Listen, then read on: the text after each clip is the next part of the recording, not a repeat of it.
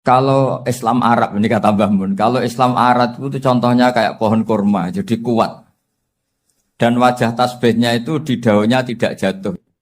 Tapi kalau Islam Indonesia kata Mbah Mun itu kayak padi, jadi ya agak doyong-doyong sedikit gitu. Jadi untuk menghadapi angin besar itu pilihannya dua, Anda kekar kayak kurma atau fleksibel kayak padi. Jadi ya doyong-doyong sithik gitu ya. Ada koruptor sowan, salam templeknya ya diterima gitu.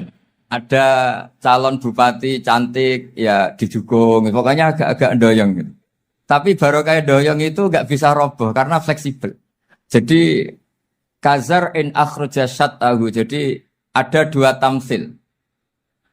Karena memang menghadapi orang fasik, orang dolim ini kita sebagai ulama itu ya kebingungan. Ini mungkin Ki Afif bisa bahul masail ini. Karena pertanyaannya gini, saya berkali-kali digojlok sama bapak saya. Berteman orang fasik hukumnya gimana? Pasti dijawab haram. Tapi kalau pertanyaannya dibalik, membina orang fasik hukumnya gimana? Baik. Dan bisa membina kalau berteman. Makanya Gus Azaim pernah bikin seni deh, muktamar seni. Anggap saja madhabnya seperti itu. Gitu. Jadi ya agak doyong-doyong sedikit. Masa ketop berteman orang yang macam-macam. Tapi itu fleksibel. Nyatanya tetap soleh sampai sekarang gitu. Itu berarti itu ya gitu kata Bangun itu. Jadi untuk menahan angin yang besar pilihannya hanya dua. Anda kokoh kayak pohon kurma atau fleksibel kayak padi.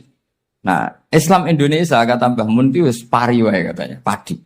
Jadi ungkapan-ungkapan para masyayikh ini penting karena khazanah yang saya baca. Saya berkali-kali cerita ini dalam kitab Khilyatul Auliya. Itu Abu Nu'aim Al-Asfihani cerita tentang riwayat Sufyan bin Uyainah. Ini gurunya Imam Syafi'i. Itu setiap kali Nabi Isa dan Yahya, ini dua nabi yang sekurun, sama-sama masih muda. Nabi Yahya itu senengannya dolan ke orang-orang soleh, menyambangi orang-orang soleh. Tentu itu bagus. Tapi kalau Nabi Isa ini suka menyambangi orang-orang yang fasik, orang-orang yang nggak jelas. Ketika dua beliau ini ketemu, tentu yang perlu jawaban Nabi Isa karena kontroversi, berteman sama orang-orang yang nggak jelas. Kata beliau, innama ana tabibun udawil mardo. Seorang kiai, seorang nabi, orang yang baik itu ibarat dokter. Di mana-mana dokter tuh ngobati orang yang apa? Sakit.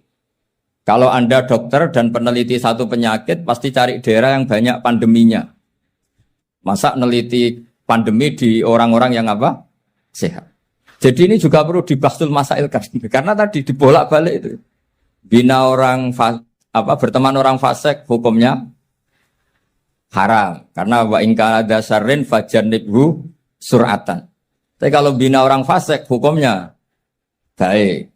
Bisa bina kalau berteman. Jadi fikih itu ya karena dibolak-balik. Makanya sholat juga gitu. Sholat yang tumak ninah, yang lama itu ya bagus. Masa jagongan mbek pangeran nggak asik.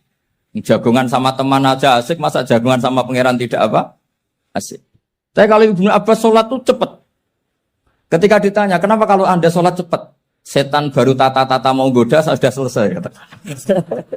Karena setan itu ya jaga jaim tuh, jaga image. Jadi kalau mau goda orang itu ya surinan dulu, macak-macak dulu. Ternyata mau ke situ sholatnya sudah selesai. Lah kebetulan mazhab saya itu yang kedua itu gitu. Jadi kalau Gus Azaim itu sholat lama sekali, itu ada mazhab tandingan, yaitu mazhab saya. Itu karena ini sepuh saya, meskipun top beliau tapi sepuh saya. Saya sudah 50, beliau baru 40. Ini berarti baru memulai kiai. Kalau pakai umur nubuah ini baru memulai. Jadi mazhab itu penting. Jadi pembanding itu harus diutarakan. Sehingga dalam fikih manapun itu sebuah madhab itu harus diuji itu lewat pembanding. Dulu itu setiap debat fikih antar ulama itu mesti nggak ada yang menang.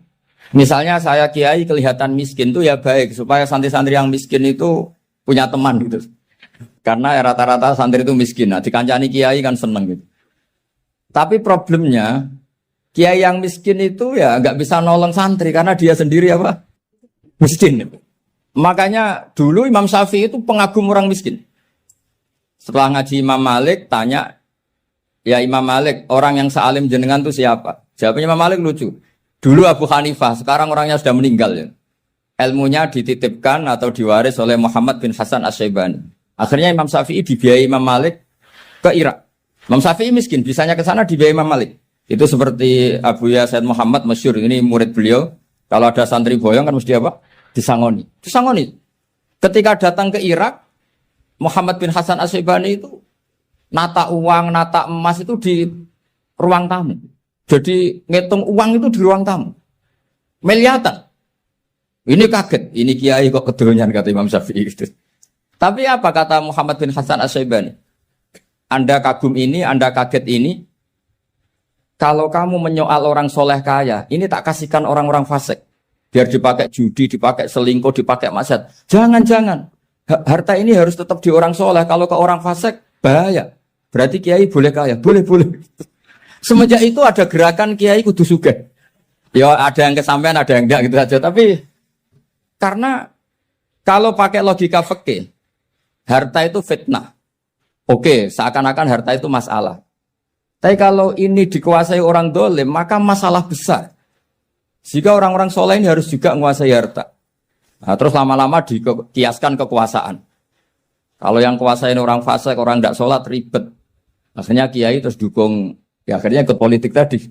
Nak menawa bupatinya kena diatur gitu. Diatur kon sholat, orang ngasih proposal, maksudnya diatur keng sholat. Maksud. Ini cerita-cerita apa logika fikih.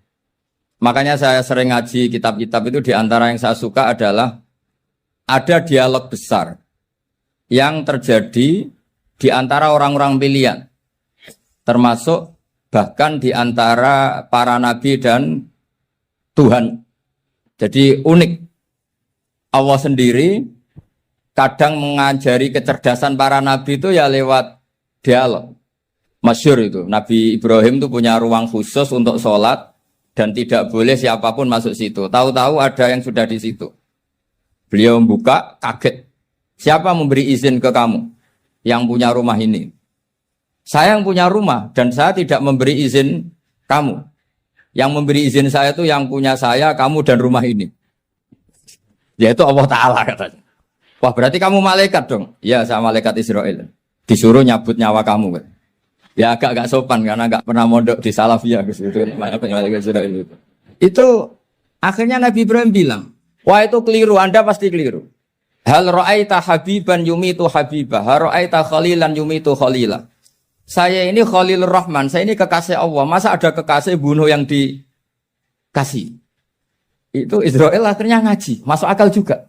Ternyata perintah ini mungkin hoax ya. Pokoknya dia terus mikir akhirnya. Iya ya, masa ini kekasih Allah kemudian oleh Allah dibunuh, dimatikan. Terbanglah Israel, matur lagi, ya Allah, kata Ibrahim, hal ra'aita khalilan yumitu khalila. Masa kekasih bunuh yang dia apa? Kasih. Kayaknya masuk akal Gusti. Mulai ngaji lah kira-kira gitu malaikat itu. Akhirnya oleh Allah dijawab, ya sudah begini, kamu datang ke Ibrahim bilang, hal ra'aita habiban yakrahu ayyalqa habibah. Masa kekasih tidak siap ketemu yang dikasih. Nah, jadi akhirnya Nabi Ibrahim, Israel datang lagi. Logikanya sekarang enggak gitu, begini katanya diajarin.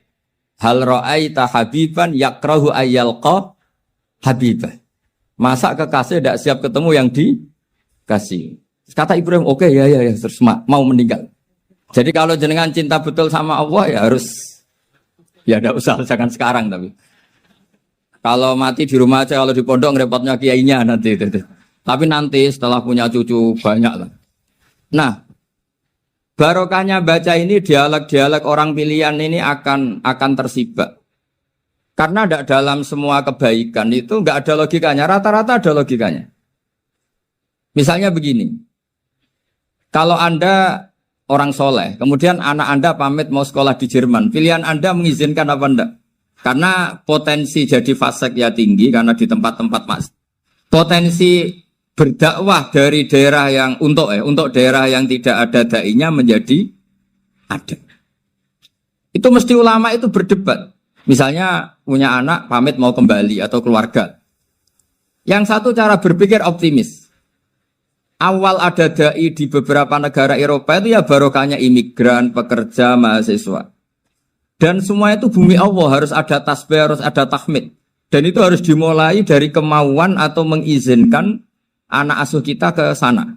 Tapi di sisi yang lain potensi jadi fasik itu tinggi sekali. Mana iman pas-pasan. Nah hal-hal seperti ini itu pasti jadi perdebatan. Dan kita harus menjawab. Dan tadi kayaknya di semua Basul Masail, Pondok Salafiyah jawabnya pede semua. Nggak ada ragu, nggak ada khilaf. Baguslah kalau pede. Meskipun nanti mungkin ada ulama lain yang cara berpikir apa? Berbeda. Sehingga, ini saya cerita ya. Sehingga di kitab-kitab fikih, misalnya saya kok hidup di Bali, sudah punya komunitas ngaji. Itu kok saya pindah ke Sukorejo sini. Banyak ulama yang mengatakan haram. Karena membiarkan bumi Allah yang sudah pernah ada orang yang sujud, kemudian ditinggalkan kosong, dan kemudian dikuasai orang yang tidak sujud. Jadi dianggap itu pembiaran. Jadi banyak di kitab Qalyubi, sarahnya Mahalli, jika ada seorang muslim yang hidup di negara orang kafir, dia nyaman, tidak dapat teror, itu nggak boleh lagi pindah ke negara Islam yang sehat. Karena takutnya li'alla yastau li'al kafir tilkal buk'ah, supaya bumi itu tidak dikuasai orang kafir. Jadi ini hal-hal yang para fuqaha itu harus berdebat. Karena ini masalah-masalah furu'iyah. Sehingga mulai dulu ya banyak ulama yang nyun sewu berpolitik. Mulai Wali Songo sampai sekarang alhamdulillah yang minat banyak. Mungkin bedanya ikhlas sama tidaknya. Tapi kalau saya pernah dikeluhin utusan dari ya komunitas. Islam Indonesia itu dulu itu ceritanya banyak yang dari Kamboja. Kalau dulu orang cerita itu orang Cempa. Itu setelah di Indonesia besar Wali Songo dan Brawijaya 5 itu sudah mulai oleng, itu singkat cerita mereka berpikir ingin bikin kerajaan apa? Islam di Demak Mintoro dengan raja pertama yaitu Raden Fatah. Karena Raden Fatah ini putra Brawijaya. Padahal setelah jadi kerajaan ini era cucu sudah konflik, berebut kekuasaan. Akhirnya sampai jadi Jipang, jadi Jogja, jadi Solo dan seterusnya. Tapi kata Mbah Mun itu tetap barokah. Karena orang Islam terus terbiasa mimpin. Sekeliru-keliru sidik, pokoknya orang Islam biasa mimpin. Sehingga zaman Mbah Hashim ya sudah mimpin Masumi, zaman Ki As'ad pengaruhnya besar, sampai sekarang Kiai pengaruhnya besar. Nah barokahnya Kiai pengaruh besar ini sampai moral jadi ukuran. Misalnya sekarang ada calon bupati kok nggak sholat, itu pasti kalah. Jadi sholat itu jadi tolok ukur untuk calon apa? Bupati. Meskipun mungkin punya efek pura-pura sholat, tapi nggak apa-apa lah. Sementing moral ini jadi ukuran. Sementara yang di Thailand, di Patani, itu karena dulu pelajarannya tasawuf, itu orang nggak ambisi mimpin dunia. Tahu-tahu dipimpin. Dan akhirnya nyuwun sewu ya saake Islam-Islam yang dulu terlalu tasawuf. Karena nggak punya pengalaman memimpin, akhirnya lazimnya konsekuensinya hanya dipimpin. Tapi Islam Indonesia beda. Karena kulino mimpin, itu akhirnya dari orang Islam biasa menjadi Islam yang sholat, sampai Islam yang bisa ngaji itu bisa mimpin negara. Tentu yang paling populer dimulai Gus Dur. Jadi ini sesuatu yang barokahnya ijtihad para kiai, sementing Islam kulino mimpin. Sehingga di Indonesia itu barokahnya itu, kebaikan itu jadi tolok ukur. Ada orang kok terkenal koruptor, atau terkenal nyuwun sewu selingkuh, atau terkenal apa, itu pasti tidak jadi. Karena moral itu menjadi tolok ukur. Dan itu adalah politik para kiai.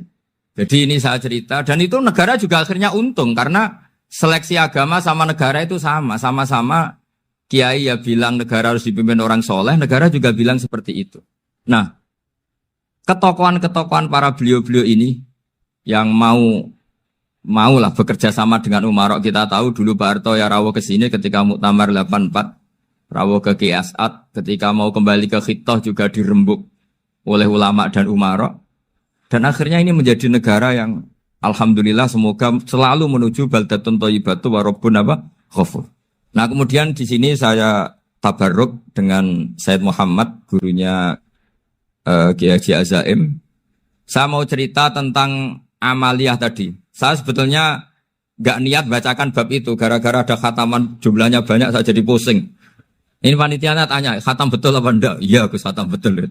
Tapi kayaknya saya tidak yakin itu. Karena saya ini kan dari pondok tahfidz itu.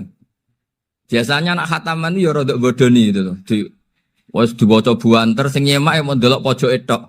Mergo kebanteran. Nah, akhirnya lafat-lafat yang di tengah itu enggak di apa? Baca. Tapi ya semoga dimaafkan Allah lah. Yang jelas itu enggak. Tapi saya mau cerita ya. Jadi cara berpikir Said Muhammad ini nanti juga saya teruskan di Ma'had Ali. Ini saya baca ya.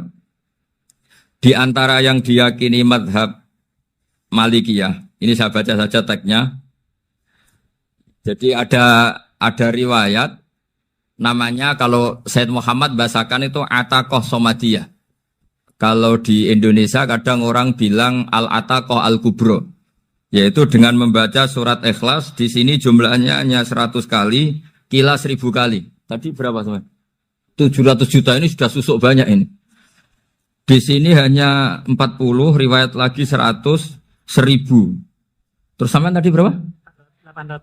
800 juta. Wah, ini sudah susuk ini.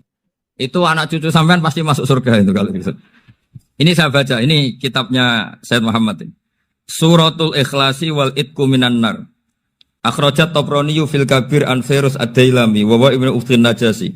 Waqat khadaman Nabiyya sallallahu alaihi wasallam. Orang ini jadi khadimnya Nabi. Qala Rasulullah sallallahu alaihi wasallam, "Man qara'a qul huwallahu ahad mi'ata marratin fis shalat ghairiha kataballahu lahu bara'atan minan nar." Ini hanya berapa ini? Mi'ata marrah. Berarti kalau satu orang itu cukup 100. Tadi sudah untuk 7 turunan tadi untuk orang berapa? Ya, untuk 7 turunan cukup. Untuk 7 turunan. Ya sudah. Susuk ini sudah susuk ini. Ribet ini. Nah ini tak cari pembenarannya, ini supaya keren. Ini di halaman 188 Abwabul Farad. Warwa Ibrahim bin Muhammad al-Khiyari fi fawaitihi an Khudzaifa marfu'an. Man qara'a qul huwallahu ahad alfa marratin faqad ishtara nafsahu minallah. Berarti 100, ada riwayat lagi 1000. Nanti tak carikan lagi yang berapa? 1 miliar. Jangan banyak-banyak. Nah ini saya baca ya. Wa hadzal adatu huwa al-ma'rufu bi ataqatis somadiyah. Wa qad nassa jama'atun min mutaakhiril malikiyah ala istihbabi ataqatis somadiyah. Wa haddu ala qiraatiha wa istimaliha. Minhum Asy-Syaikh Abdus Salam Al-Asmar sak terusé niku. Jadi kullu haula'i istahabbu ataqatas somadiyah ma'atirafi ba'dihim kal misnawi bi syiddati fi hadisiha. I'timadan ala anna hadza minal fadha'il allati yutasahalu fiha. Faman sa'a yasta'milaha roja'a khusula ma fiha fala ba'sa bidzalik ala syarti alla ya'taqida thubuta dzalika anin nabi sallallahu alaihi wasallam hatta la yaqa fil kitsbi alaihi. Jadi intinya itu silahkan Anda bikin jumlah sesuai versi Anda. Yang penting Anda jangan kampanye kalau itu perintah Kanjeng Nabi Muhammad sallallahu alaihi wasallam. Karena kalau kamu atasnamakan Nabi kemudian jumlahnya sampai 800 berapa? 800 juta, berarti Nabi mengajarkan masyakoh pada umatnya. Jadi cukup yang riwayat itu di sini hanya 100 sama 1000. Jadi kalau jumlah tadi untuk 7 apa? Turunan. Jadi kamu harus ditutup dengan doa, ya Allah, semua itu bukan untuk saya tapi untuk 7 turunan. Tolong catat ya Allah. Karena itu. Jadi artinya gini loh ya, orang Indonesia yang sering mempraktekkan ataqah somadiyah itu bukan tanpa dalil. Ternyata dalam mazhab Maliki, saya masih ingat ketika mbah saya kandung, bapaknya bapak, asmane Mbah Nur Syam, itu wasiatnya minta dibacakan 4.000. Yang baca pas itu ya bapak sama anak-anaknya. Dan kemudian alhamdulillah zaman akhir itu mulai agak ngawur. Kalau ada acara itu wong liya kon maca anake mlebu metu gak melok maca. Itu keliru, saya jamin itu keliru. Saya sering kalau mimpin di rumah, kalau yasinan di tonggo-tonggo kok anaknya gak moco, saya keluar. Bapakmu wong liya kok moco kata saya. Jadi itu menurut saya itu yang jelas saya sampai ngisi begini. Yang ada riwayatnya itu idza mata ibnu adam min qata amaluhu ila min salasin shadaqatin jariyah au ilmin yuntafa'u bi aw waladin sholihin yatullah. Itu ndak ada di hadis au kiyayin sholihin yatullah. Yang ada itu awaladin apa? Sholihin. Jadi anaknya harus ikut, kalau ndak ada usah atas. Akhirnya anaknya udah tinggi Gus. Wah, akhirnya tak kei jagung paling akeh, kula mendhet sithik. Wong aku ra anake. Kadang-kadang enggak, orang lain baca buahnya, anaknya mau mlebu metu mau enggak no tamu mbek rokokan. Itu harus ditobatkan itu. Keliru itu. Karena nasnya bukan awkiyayin solihin tapi awaladin solihin. Ini bukan provokator, ini memang ya harus seperti itu. Nah terus tentang tadi la ilaha illallah yang didawahkan Gus Azaim. La ilaha illallah itu penting sekali, cuma saya mohon itu dielmoni lah. Jadi dulu kalimat ini menjadi spesial karena dielmoni, karena dimulai dari fa'lam annahu la ilaha illallah. Terusannya ayat tuh wastaghfir li dzambika walil mu'minina wal mu'minat.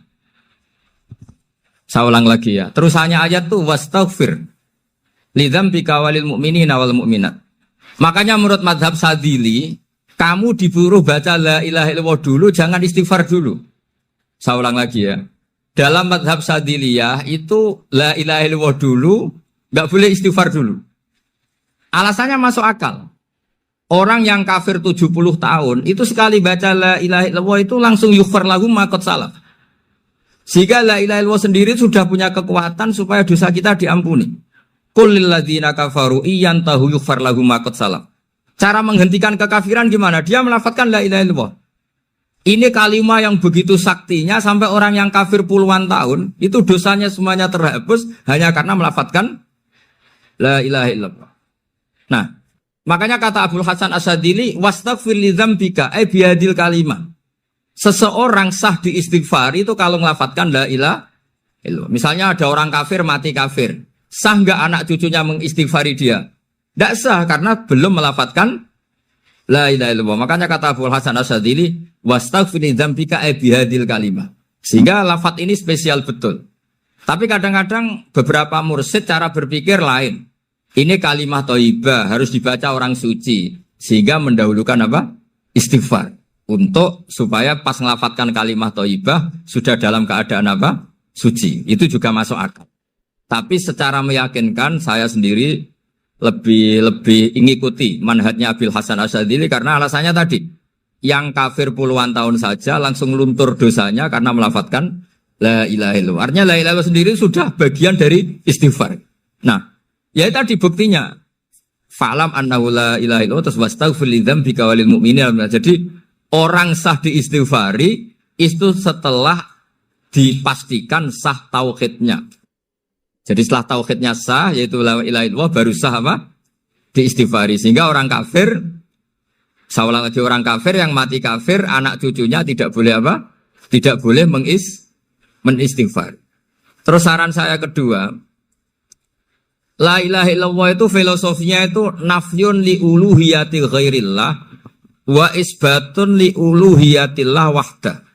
Filosofi la ilaha illallah itu gimana? Menafikan semua selain Allah itu tidak Tuhan dan hanya menuhankan Allah semata. Nah itu caranya gimana? Caranya kita harus terbiasa ini karena tadi saya dibilangin panitia ini rata-rata mustameknya atau mustamiatnya ini santri. Caranya gimana? Dilatih pakai logika. Saya berkali-kali cerita kalau ngaji, saya sekaligus kampanye. Allah itu Tuhan yang begitu fair. Untuk menjadi Tuhan, Allah mempersilahkan, ada kualifikasi Tuhan. Jadi boleh, dikompetisikan itu boleh, kata Allah. Gak apa-apa kamu ngaku Tuhan gitu, kata Allah. Tapi nak ngaku pangeran itu paling gak ya direputasi lah, ada verifikasinya. Dimulai dari apa? Ya kalau jadi Tuhan itu setidaknya bikin langit bumi lah, aturannya gitu. Jadi kalau daftar bupati ya daftarlah ke KPU. Masa tahu-tahu jadi apa? Tuhan kemudian tidak punya prestasi bikin langit bumi. Sehingga Allah itu cara ngendikan itu ya fair. Qul ara'aitum ma tad'una min dunillah aruni madza khalaqu minal ardi am lahum syirkum fis samawat. Coba yang kamu tuhankan selain saya, prestasinya apa? Ketika saya bikin bumi itu apa ikut bikin? Terus am lahum syirkum fis samawat. Kalau bikin langit, kalau nggak bisa ya urun lah gitu. Urun semen apa urun bego, pokoknya urun lah gitu. Urun ora, gawe bumi ora, ngerti-ngerti ngaku jadi pangeran. Kul hatu burhanakum. Jadi ya kan ya lucu kan, misalnya syarat kiai di Salafiyah kan keluarga Kiai As'ad, cucunya ngaji ngalim. Orang keluarga Kiai As'ad aku kiai utama di Salafiyah.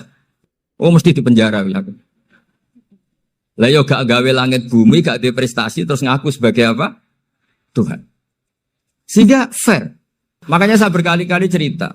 Jubair bin Mut'im itu punya anak namanya Muhammad. Ini sudah orang alim, Muhammad bin Jubair bin Mut'im. Itu cerita awala Islami Abi.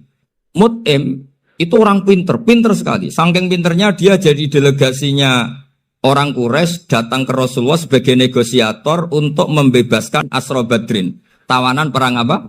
Badar. Yang namanya disuruh itu pasti orang pinter. Tapi apa yang terjadi ketika nginep di masjid? Karena zaman itu gak ada hotel. Nanti jadi geger. Orang musyrik nginep di masjid hukumnya gimana? Pasul masail tok. Zaman itu mau tidak mau. Kalau sekarang kan ada hotel, kiai juga punya wisma. Apa yang terjadi? Orang ini cerdas sekali. Dan delalah Nabi pas sholat maghrib itu baca wattur wa kitabi mastur sampai am khalaqus samawati wal ard. Ya kalau kamu jadi Tuhan ya setidaknya menciptakan langit bumi lah. Namanya jadi Tuhan ya ada persyaratan kan. Paling enggak punya reputasi menciptakan langit bumi. Atau kalau jadi Tuhan setidaknya reputasinya itu enggak diciptakan yang lain. Am khuliqu min ghairi syai'in. Ini jadi Tuhan kok punya bapak, punya ibu. Ini jadi Tuhan kok lahirnya di bumi. Ada tanggal lahirnya, ada tahun. Masa jadi Tuhan kok dulu buminya. Pokoknya walhasil tuh. Akhirnya Nabi ketika salam sholat maghrib, dia datang. Ya Rasulullah, akalku habis oleh ayat yang barusan kau baca. Sudah saya Islam saja. Argumentasi selain Allah Tuhan itu batal. Itu, nah saya mohon santri-santri salafiyah itu baca Quran sampai seperti itu. Jadi jangan hanya khataman banyak-banyakan maksudnya. Ini bukan nyindir ini, ngamuk ini. Jadi ya khatamannya tadilah 1000 atau berapa lah, jangan banyak-banyak. Juga kasihan malaikat yang nyatet kan.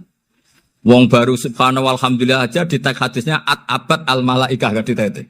Itu baru subhanallah alhamdulillah itu sudah mencapaikan malaikat. Makanya saya wiridan tuh arang-arang kasihan malaikat karena nanti jadi itu ya ada madhabnya itu jadi kalau Gus Azaim sholat lama tak saingi sholat cepet itu sama-sama ada madhabnya. Yang cepet kayak saya tadi, setan pas tata-tata, mau goda pas rukuk, saya sudah itidal. Mau goda itidal, saya sudah sujud, pusing dia. Tapi jangan tiru, ini madhab yang agak-agak khusus lah, sudah cara orang Madura agak khilaf tuh. Khilaf ya, khilaf ini agak khilaf ini sudah. Tapi saya ingin lah, sampean kalau ngaji Quran, itu dilatih berlogika. Jadi Allah itu fair. Gak apa-apa kalian ngaku Tuhan tuh gak apa-apa, tapi tunjukkan prestasi kamu apa. Aruni madza khalaqu minal ardi am lahum syirkun fis sama. Am khalaqus samawati wal ard. Diulang lagi, am khuliqu min ghairi syai'in. Setidaknya kalau jadi Tuhan itu ya gak butuh yang lain lah. Masa jadi Tuhan kok wujudnya saja butuh orang lain, butuh bumi, eksistensinya butuh makan, butuh minum. Makanya Allah cara meniadakan uluhiyah selainnya itu Allah itu redaksinya itu mengena sekali. Yaitu tadi dengan cara-cara seperti itu. Sebagian ayat disebutkan ma asyattuhum khalqas samawati wal ardi wala khalqa anfusihim. Wong Tuhan kok enggak punya reputasi bikin langit, bikin bumi, bahkan untuk menciptakan dirinya sendiri saja enggak bisa.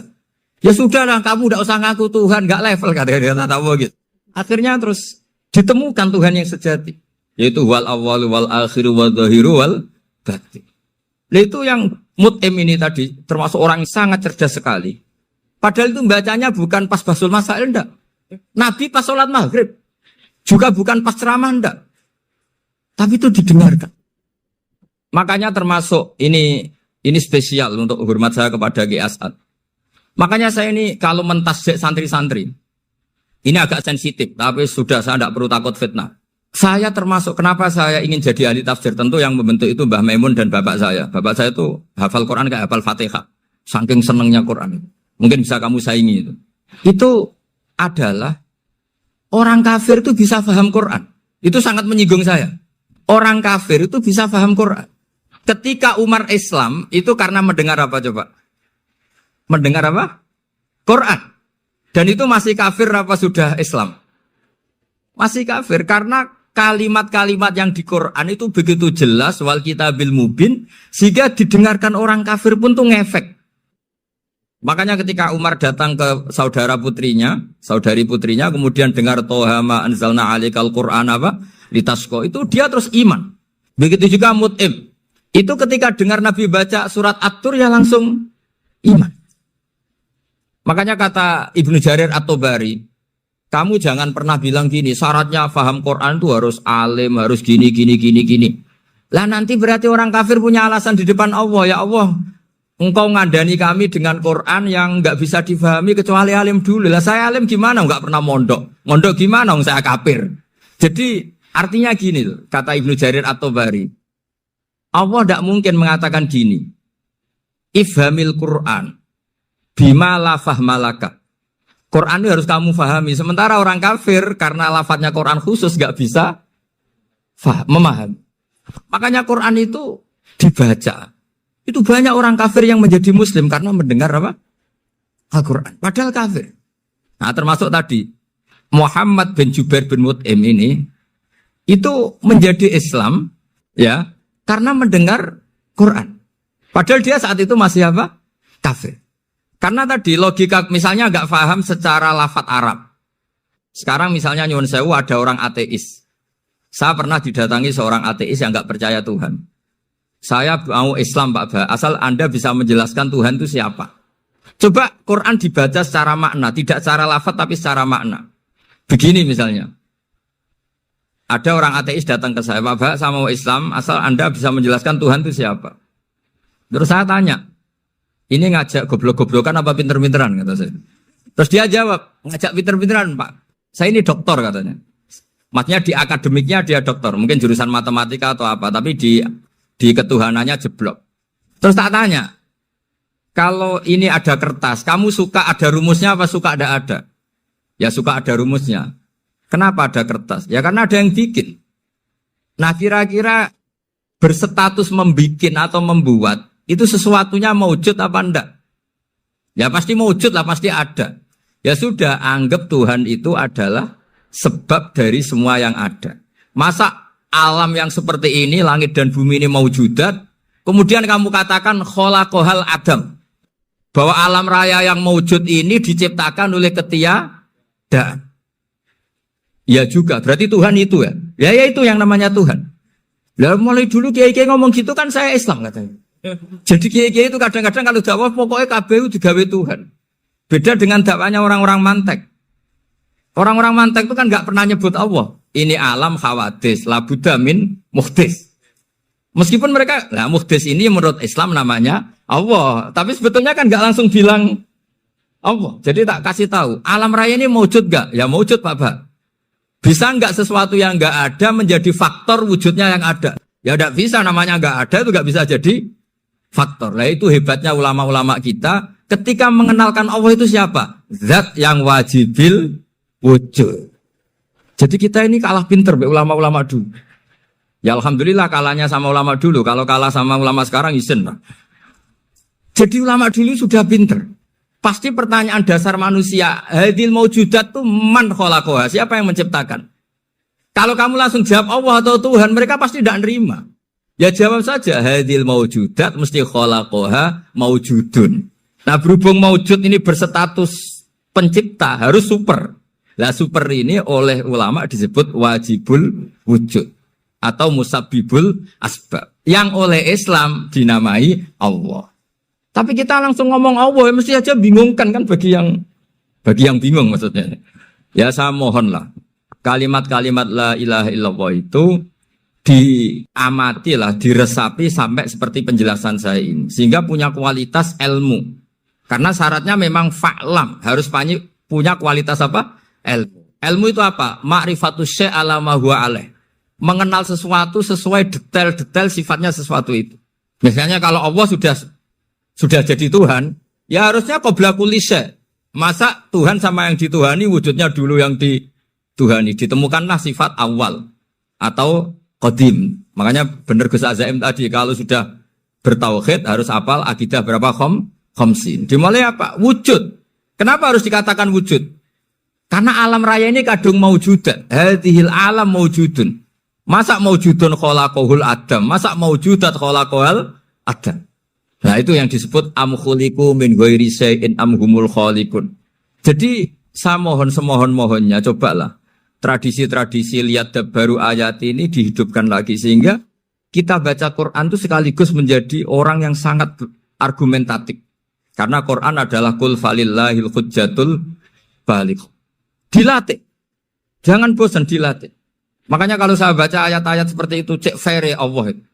Fair betul. Gak apa-apa saya punya pesaing kata Allah. Tapi yang imbang dong. Pas aku gawe langit ya bantulah. Atau ada langit tandingan lah kira-kira gitu. Kalau saya bikin bumi ya ada bumi. Nah misalnya sekarang orang Cina bikin matahari. Materinya dari mana coba? Dari yang sudah ada sekarang kan? Tetap saja agak ikut bikin kan? Tapi kalau Allah bikin langit bumi minal adam minal wujud. Kalau mereka paling rekayasa yang sudah wujud atik. Nah harus sampai seperti itu. Sampai kata Gus Azim kul hatu apa? Burhanakum dan. Jadi ini cara-cara kita untuk menguatkan iman.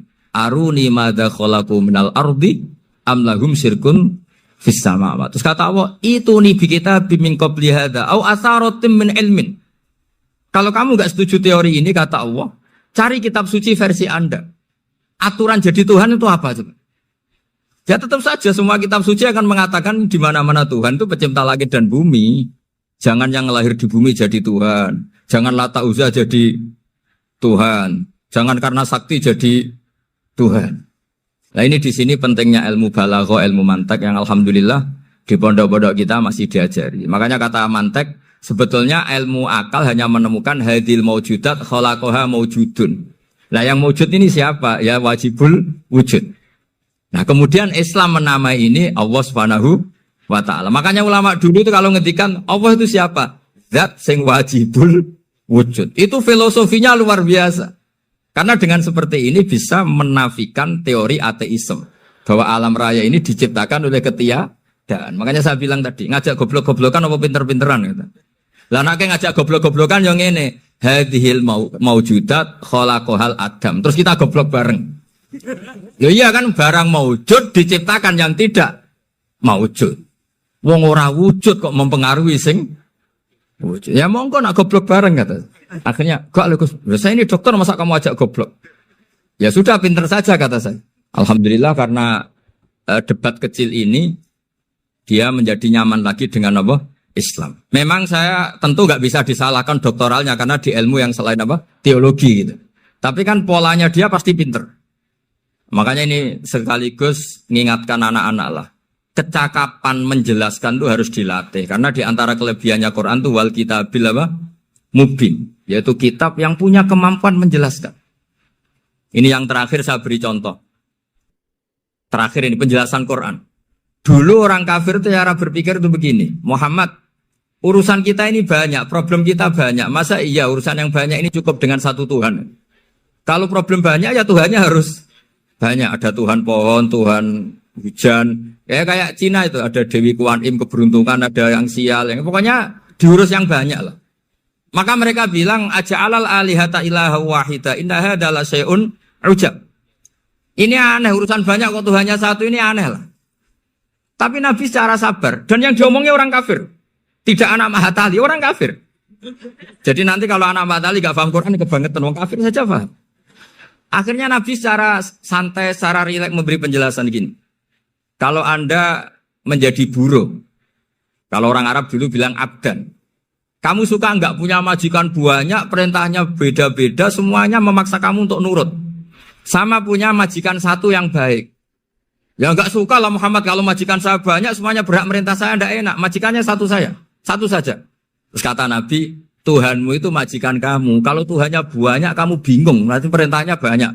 Akhirnya mereka paham. Dan itu segampang itu Allah memberi penjelasan. Dorobawa masalah rojulan. Fihi syuraka umutasyakisuna wa rajulan salamal lirajul. Hal yastawiyani masalah? Alhamdulillah. Langsung diberi analogi. Kalau kamu jadi buruh, punya majikan banyak, yang perintahnya beda-beda. Kemudian jadi buruh yang majikannya satu, kamu milih mana? Ya milih satu Muhammad. Ya sudah. Kalau Tuhannya banyak, perintahnya banyak, kamu juga bingung. Langsung menjadi faham. Ketika ada orang tidak ikhlas, Nabi cara memberi penjelasan juga gampang. Misalnya saya dikasih uang Gus Azaim 1 juta. Ya. Kemudian matur nuwun saya sama Pak Afif. Aneh enggak? Saya ini orang aneh enggak? Orang aneh enggak? Itu Nabi kalau mencontohkan orang tidak ikhlas gitu. Kata Rasulullah, orang tidak ikhlas itu sebagaimana orang beli budak. Min kholisi malih. Budak itu dibeli dari uangnya sendiri. Kemudian fa'amila hadal abdu, budak ini kemudian bekerja dan a'tohullatahu. Hasilnya dikasihkan sama orang lain. Terus Nabi memberi percontohan. Ayasurrukum ayyakuna abdukum kadzalik. Apa kamu suka kalau budak kamu seperti itu? Dulu orang-orang dulu kan beli budak untuk disuruh bekerja terus disuruh setor apa? Hasilnya. Jadi budaknya kamu yang beli, yang biayai. Kalau sekarang mungkin gak ada budak gini lah. Saya nyuruh Zaid, tak kasih mobil, tak kasih bensin, tak kasih uang jalan supaya narik angkot. Hasilnya disuruh ngasihkan saya. Ternyata dikasihkan orang lain dan matur nuwun sama orang. Kamu suka punya budak seperti itu? Ya tidak suka ya Rasulullah. Ya ibaratnya seperti itu. Bumi yang bikin Allah, nyawa kamu yang bikin Allah, semua fasilitas dari Allah. Kemudian kamu menyembah selain Allah. Segampang itu. Dan Nabi telaten sampai dulu yang mayoritas orang kafir menjadi mayoritas Muslim. Dan semuanya tanpa paksaan. La ikroha fiddin. Karena qad tabayyana rusdu minal ghayy. Nah, cara tabayana gimana? Yaitu punya kemampuan menjelaskan. Wal kitabil apa? Mungkin. Ini makanya saya mohon lah. Ini saya mohon semohon-mohonnya anak-anak ini kan kader-kadernya Mbah Samsul Arifin, Mbah As'ad, Gus Fawaid, sekarang Gus Azaim, semuanya harus punya kemampuan wal kitabil apa? Mungkin. Sehingga di antara sifatnya Nabi itu fatonah, punya kecerdasan. Nabi itu gak pernah debat kalah, itu meskipun sudah terdesak gak pernah kalah. Pernah Nabi itu ngendikan la adwa wala tiarata, tidak ada penyakit menular. Ada orang yang mungkin kurang suka iseng, ada onta yang sudah gudiken dijejerno sama yang waras, ternyata yang waras jadi gudiken. Akhirnya Nabi diundang lah kira-kira gitu. Ya Rasulullah, kata engkau gak ada penyakit menular. Tapi ini onta yang gak gudiken tak jejerkan yang gudiken ikut gudiken. Berarti kan menular. Nabi santai jawab, faman jarrobal awal. Lalu yang pertama gudiken ketularan siapa katanya. Wah kalau ini asli Nabi, ya sudah seperti itu. Jadi ngiranya dia menang karena yang gudikan pertama nulari yang kedua. Ternyata Nabi tanyanya lagi, faman jarrobal awala, yang gudikan yang pertama siapa? Oh ini asli ya maksud saya itu. Jadi Nabi itu gak pernah kalah. Karena Nabi punya apa? Fatona. Jadi saya mohon, ya tadi makanya ini efeknya tuh khatamannya gak boleh banyak-banyak ya. Maksud saya kalau musim khataman ya gak apa-apa, khataman banyak-banyak. Tapi kalau gak musim khataman ya musim-musim tadabbur gitu. Tapi kalau ini musim khataman ya monggo lah. Cuma saya kok kasihan malaikatnya ada di situ. Ya ngoten mawon, minta maaf. Assalamualaikum warahmatullahi wabarakatuh.